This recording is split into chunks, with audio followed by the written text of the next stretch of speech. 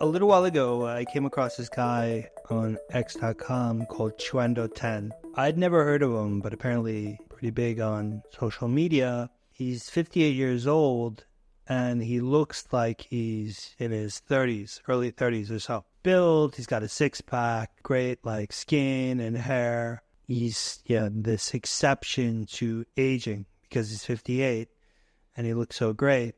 And so people try to figure out what is the secret, like what is is it just genetic? And he was a model when he was younger, and I think he still does some modeling now. I don't think it's about genetics. I'm not surprised that there are guys like Chuando Tan out there. And when I looked at him, so I'll kind of put you in my mindset when I see a guy like Chuando Tan. So my logic would be, all right, what do his teeth look like? He must have very natural, like well-extruded teeth. So he's going to have naturally wide arches, naturally straight teeth. He's never going to have done orthodontics, right? And so when I saw a picture of him, I said, okay, like no crowding the teeth, straight, well-extruded, meaning that his teeth are quite long. When he opens his mouth, like you can see his front teeth pretty quickly.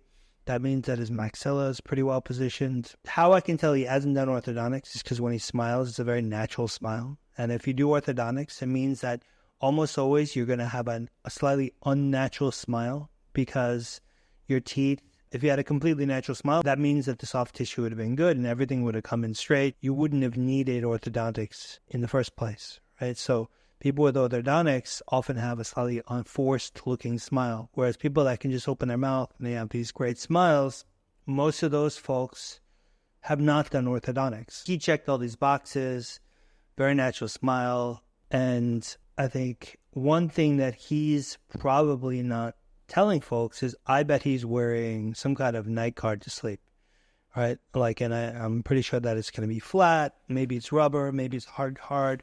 A lot of people are wearing them now, and I bet he's wearing one and he's not telling folks. He probably just doesn't know that there's a connection, and he's just been wearing it for a while to prevent grinding or to sleep better. And, this is the only way I think someone like him looks as good as he does at 58.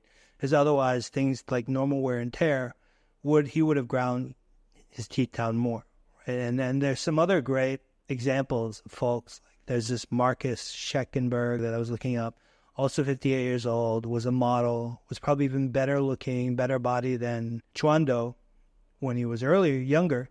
And now at 58, he looks older. He doesn't look nearly as good as Chuando, right? And so why is that? I bet Marcus just doesn't wear a nightguard to sleep. Nobody told him to, or he didn't have the idea. Bryan Johnson is another one, right?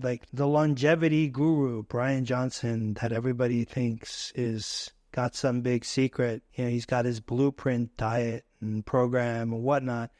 And I started cracking up when I saw someone sent me an X.com post that he'd made a year and a half ago, and he's actually wearing this rubber nightguard to sleep every night.